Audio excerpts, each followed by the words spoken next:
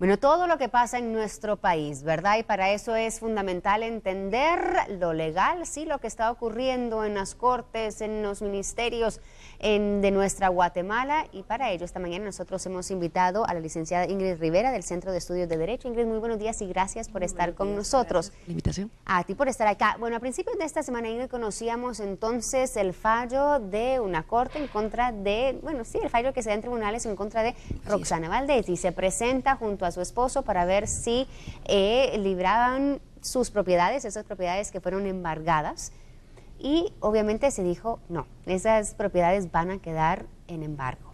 ¿Qué significa esto para Roxana Valdés? ¿Qué tipo de derrota está sufriendo ella ahorita?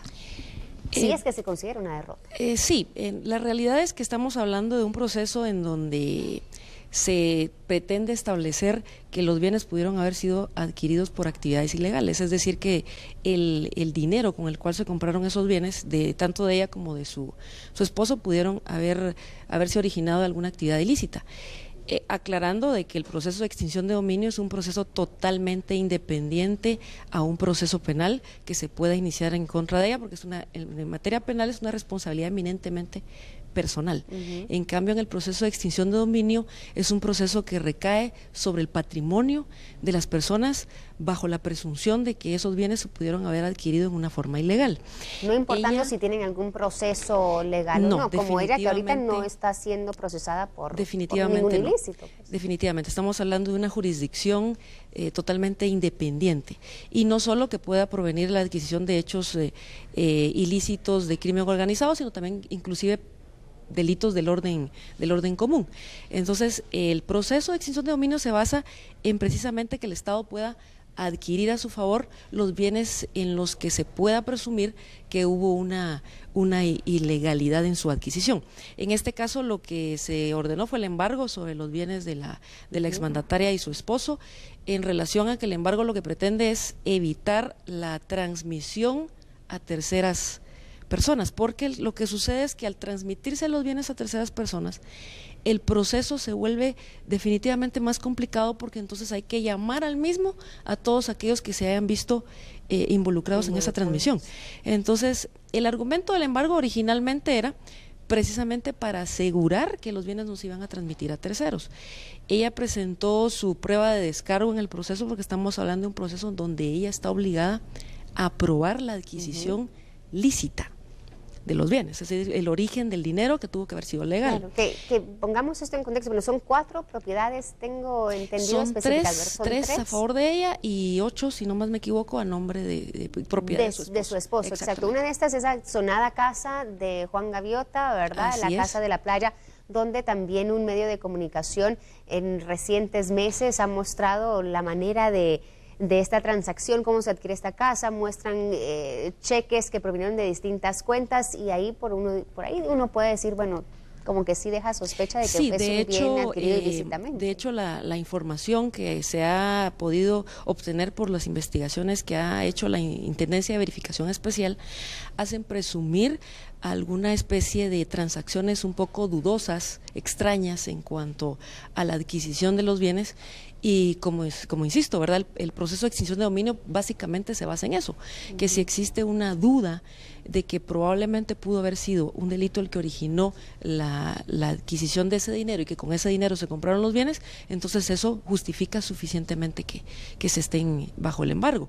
Entonces, lo que hizo el juzgado, la sala en este caso, fue ratificar el embargo, bajo el argumento de que siempre es importante asegurar que estos bienes no puedan pasar a terceras personas. Aunque, como tú me estabas comentando ahorita, yo te interrumpí, que ella presentó realmente quizá la prueba de que estos bienes se van a adquirir o se adquirieron de manera legal. Sí, según tengo entendido, lo que ella probó fueron créditos bancarios, que fueron los que originaron la adquisición del dinero, y que con ese dinero había comprado los bienes, y que con el salario que obtenía durante el tiempo que fue vicepresidente de la República, con esos ingresos ella tenía que estar pagando los créditos a las instituciones bancarias, pero debido a que ya no tiene esa posición política, entonces ella no tiene el ingreso correspondiente, que ya no puede seguirlos pagando. Entonces eso es lo que justificaba también porque era necesario para ella el levantamiento de las medidas de embargo. Exacto. Bueno, ¿y esto qué podría representar ahora? ¿Cuál es el proceso que se sigue? ¿Ya puede venir, quizá apelar nuevamente esta decisión?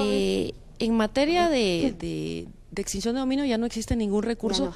Sin embargo, sí se puede plantear una acción constitucional de amparo, que probablemente pues sea la vía que utilicen los abogados para poder seguir discutiendo los derechos que obviamente ella tiene como cualquier persona de poder defenderse, ¿verdad? ¿Hasta cuándo quedan embargados estas propiedades? ¿O ya es, digamos, indefinido el tiempo que quedan en manos, podríamos decir, del Estado? ¿O cómo se soluciona Sí, esto? el embargo, como es eminentemente precautorio, estamos dependiendo que en el futuro el proceso de extinción de dominio, si se sigue el proceso como realmente se tiene que seguir después de los medios de defensa que ellos puedan utilizar para el levantamiento del embargo, entonces el Estado puede en el futuro, al momento de darle todo el procedimiento y derecho de defensa a ella, ya entonces adquirir esos bienes ya dejaría de ser un embargo y los bienes pasarían a ser propiedad del Estado. Perfecto. Y me decías, porque ayer muchas personas también se preguntaban con el nuevo caso que escuchamos ayer de esa red de corrupción que existía en el Ministerio Público el Ministerio de Gobernación y la Policía Nacional Civil, el desvío de más de 52 millones de quetzales, otro bombazo para nuestro país. Y muchos se decían, bueno, estas personas también van a caer dentro de este proceso de extinción de dominio. Sí, de hecho, en materia de administración pública hemos estado viendo muchos casos en Guatemala en las últimas semanas donde se presume la comisión de hechos ilícitos vinculados con la corrupción y definitivamente estamos hablando de casos similares, es decir, también se les puede iniciar proceso de extinción de dominio por el simple hecho de que al revisar e investigar sus patrimonios se logre determinar que la adquisición de bienes se dio durante el tiempo que ellos estuvieron en ese cargo público. Entonces, si se logra determinar la extraña adquisición de bienes durante el tiempo que ellos fueron funcionarios públicos, pues definitivamente estamos hablando de una presunción que implica la probabilidad muy obvia de que se pudieron haber adquirido producto de actividades ilícitas. Entonces sí tendría que iniciárseles un proceso de extinción de dominio. Claro, Ingrid, y ya para finalizar, ¿qué crees tú que podríamos esperar en cuanto a este tipo de investigaciones en materia legal en las próximas semanas? Porque al parecer lo que estamos viendo ahorita, como dijimos hace unas semanas cuando se va a conocer todo el caso de la línea, es que estamos comenzando quizá a conocer esos actos de corrupción y esas redes criminales dentro del gobierno. ¿Cómo vislumbran ustedes los siguientes meses? La realidad es que estamos en una situación política en Guatemala, una crisis política que creo que teníamos muchísimos años de no vivir, y el hecho de que se haya dado la situación de la red criminal La Línea y todo lo que los medios de comunicación pues nos hemos enterado todos y nosotros como abogados también, pues ha venido a generar prácticamente una cadena de situaciones que han motivado a que tanto el Ministerio Público como la CICIG han investigado más detenidamente y ha salido a relucir una serie de ilegalidades prácticamente dentro de toda la estructura del Estado, y es de esperarse que en las próximas semanas puedan darse más situaciones y también sería de esperarse que las personas involucradas en los hechos que ya se han hecho públicos pues deberían ser investigadas y deberían de seguirse los procesos como realmente corresponde, ¿verdad? Tanto en materia penal como en el tema de extinción de dominio. Perfecto, Ingrid, te agradecemos estar con nosotros esta mañana y seguramente sí vamos a seguir escuchando sobre estos casos. Ayer la CICIG dejaba muy en claro que van a seguir investigando, por ejemplo, en este nuevo caso del Ministerio de Gobernación, a las más altas autoridades, ¿verdad? No quedan afuera de este proceso de investigación. Muchísimas gracias por haber estado con nosotros esta mañana. Ahí está entonces analizando esta situación, esta materia legal que atraviesan funcionarios en nuestro país a raíz de esos casos de corrupción que se han dado a la luz. Vamos a seguir con más esta mañana y regresamos con BLM Revista. Quédese con nosotros.